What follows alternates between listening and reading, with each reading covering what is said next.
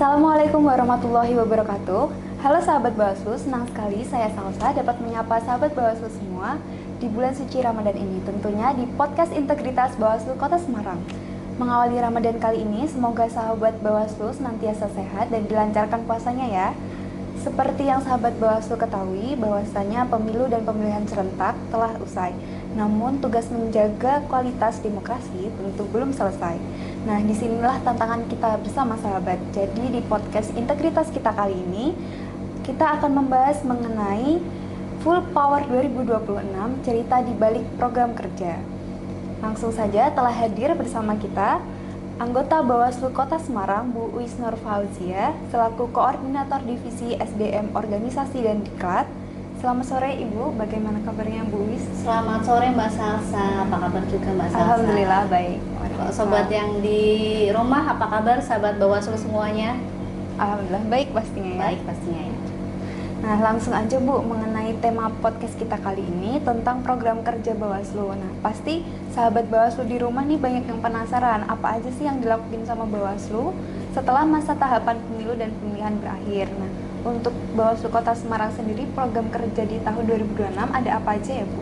Ya, terima kasih ya pertanyaannya Mbak Salsa. Selamat sore semuanya, sahabat Bawaslu yang ada di rumah. Di sini terima kasih banyak Mbak Salsa dan teman-teman Humas ya Bawaslu Kota Semarang. Kami sudah diberikan ruang untuk bisa mensosialisasikan program kerja kelembagaan. Ya, ini nanti program kerja kami itu ada 52 Mbak. Jadi program sebanyak itu kita tidak bisa berjalan sendiri. Ibarat kendaraan itu semuanya itu bergerak ya. Dari mulai roda-rodanya juga bergerak, mesin-mesinnya juga. Jadi walaupun program kerja ini berbasis divisi, tapi kami bekerja secara kelembagaan. Ya, jadi Bawaslu Kota Semarang tidak diam saja pasca pemilu dan pemilihan. Kami menyusun program kerja yang dimana program kerja ini akan memberikan kami arahan dalam kami melakukan kerja-kerja kelembagaan. Lalu arah dan peran dari program kerja Bawaslu Kota Semarang ini untuk lembaga dan masyarakat apa aja Bu? Ini sih lebih kepada kelembagaan ini nanti akan dibawa sebagai lembaga yang profesional dan akuntabel seperti itu. Baik. Lalu secara garis besar dari 52 program kerja tersebut, apa sih yang jadi program unggulan di Bawaslu Kota Semarang ini? Program unggulannya ada beberapa ya Mbak ya. Contoh yang misal di divisi SDM Organisasi dan Diklat itu ada yang namanya program magang. Nah, di program magang ini kami sebelumnya sebenarnya tahun 2025 itu sudah melakukan penyusunan ketentuan maupun silabus program magang. Nah, kemudian kami sosialisasikan dan tahun 2026 ini kita actionnya Mbak. Jadi kita menerima mahasiswa maupun pelajar, ingat ya, mahasiswa dan pelajar, bukan hanya mahasiswa saja, tapi pelajar yang ada di Bawaslu Kota Semarang ini bisa ikut magang di Bawaslu Kota Semarang. Seperti itu. Baik.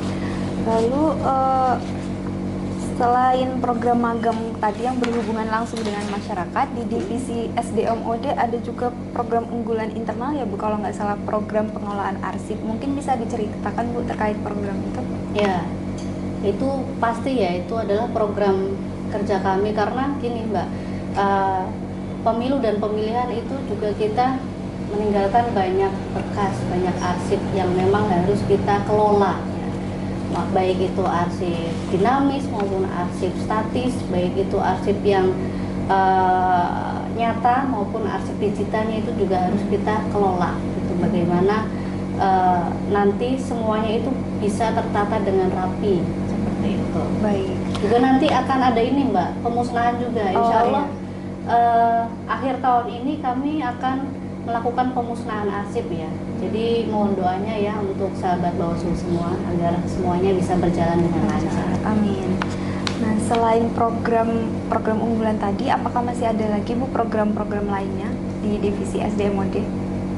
Ada. Kalau di SDMO Diklat ini ada program turunan dari programnya Bawaslu RI ya. Ada kita melakukan Jumat Sehati dan Jumpa Berlian. Oh, iya. Jadi di situ lebih ke internal ya. Kita menyiapkan internal kami agar kita lebih sehat, lebih bugar dalam menjalankan kerja-kerja kelembagaan, serta lebih sehat mentalnya. Jadi baik mental maupun fisiknya kita jaga agar setelah agar pas tahapan nanti itu nanti SDM di Bawaslu Kota Semarang itu lebih siap menghadapi tahapan-tahapan yang ada.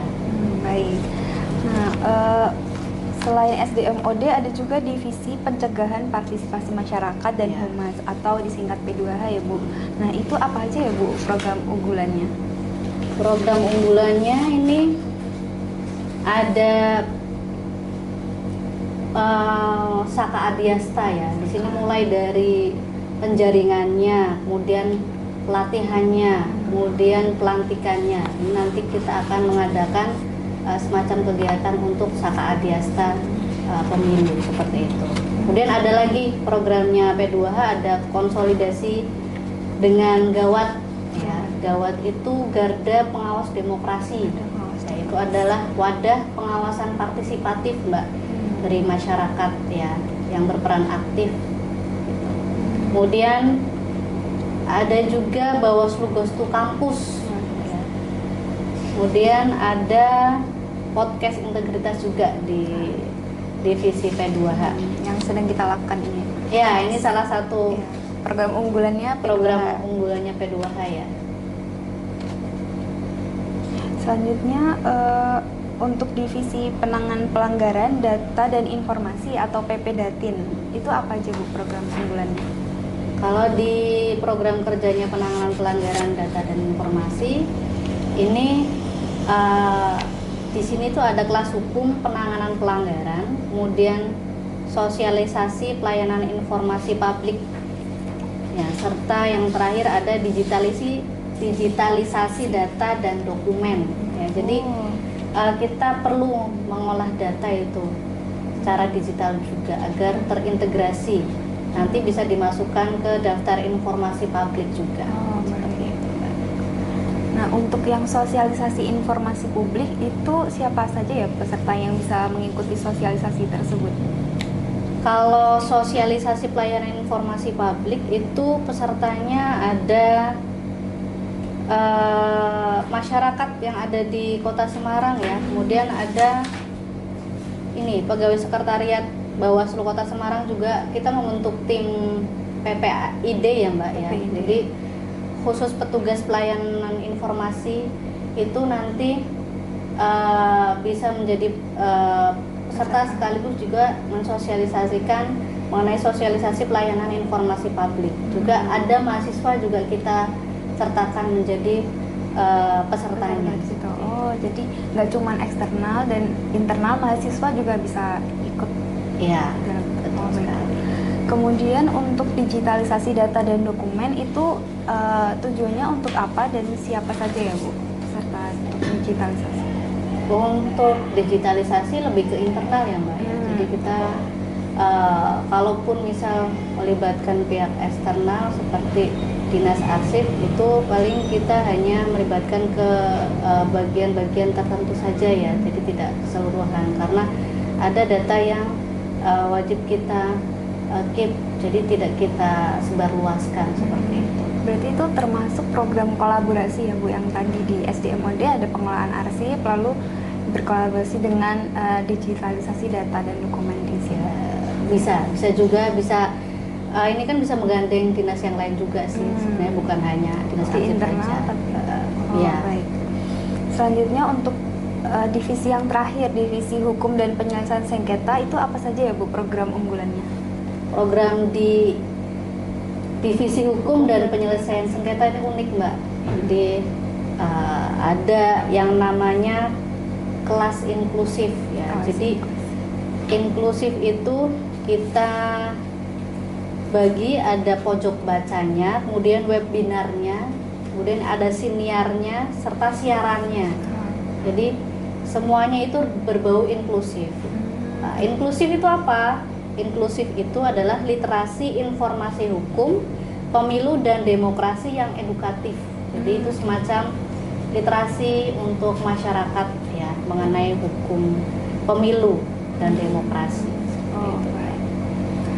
Bu, terima kasih banyak. Terakhir, mungkin silakan Ibu bisa menyampaikan beberapa kata sebagai closing statement di podcast integritas kali ini, sekaligus harapannya untuk Bawaslu Kota Semarang. Kalau harapannya untuk program kerja ini sih ya, khususnya ini saya berharap agar program kerja ini bermanfaat untuk masyarakat ya, khususnya masyarakat Kota Semarang. Kemudian harapannya juga kami ya tentunya ingin Bawaslu Kota Semarang itu lebih profesional ya, kemudian lebih akuntabel ya, seperti itu Mbak. Baik, terima kasih Bu Is sudah berkenan mengisi podcast integritas hari ini. Sekian sahabat Bawaslu, podcast kita hari ini. Tentunya banyak sekali ya pembelajaran yang kita dapat di podcast kita hari ini. Terima kasih sudah menonton podcast integritas Bawaslu Kota Semarang, dan jangan lupa tonton episode podcast lainnya, dan jangan lupa juga ikuti sosial media Bawaslu Kota Semarang. Terima kasih.